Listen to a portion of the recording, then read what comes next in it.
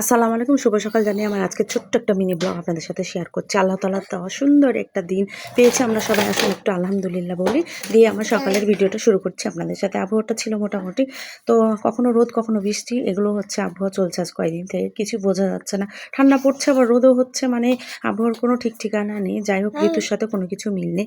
সকালবেলায় রোজা রমজানের দিন, তারপরেও কিন্তু রান্নাবান্না কাজকাম যে বন্ধ থাকবে তা কিন্তু নয়। এখানে আমি হামজার জন্য কিছুটা ভাজি হালকা ঝাল দিয়ে বসিয়ে দিয়েছিলাম, আর রুটি এখানে বসিয়েছি।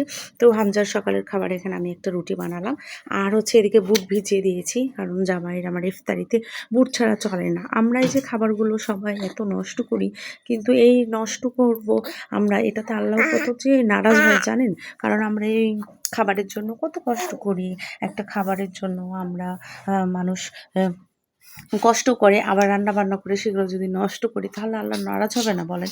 তো এটা হচ্ছে আমাদের একদমই করা উচিত না, কারণ রিজিক আল্লাহ তাআলা দিচ্ছেন এবং আমরা সেগুলোকে নষ্ট করি। অনেকেই আছে অনেক কিছু নষ্ট করে, এবং অনেক গরিবরা আছে খেতে পায় না, কত পেটের জন্য মানুষ কত কি কষ্ট করে, আল্লাহ তাআলা ভালো জানে। তো আমাদের এটা একেবারেই উচিত নয় খাবার নষ্ট করা। তো এদিকে আমার হচ্ছে খাবারটা রেডি হয়ে গেছে। এখানে আমি ওর জন্য একটু সুজি করেছিলাম হালকা করে, আর ডিম পোচ করেছিলাম। একটা রুটি করতে যেয়ে আমি আবার এখানে একটু তেল দিয়ে পরোটার মতো করে একটু ভেজে দিয়েছিলাম।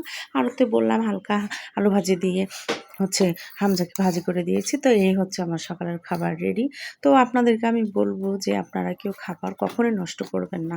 কারণ এই খাবারের কষ্টটা যেই বোঝে সেই জানে যে আসলে খাবারের মূল্যটা কত। আজকের আমার কথাগুলো যদি আপনাদেরকে খারাপ লাগে, তো আমি আন্তরিকভাবে দুঃখিত।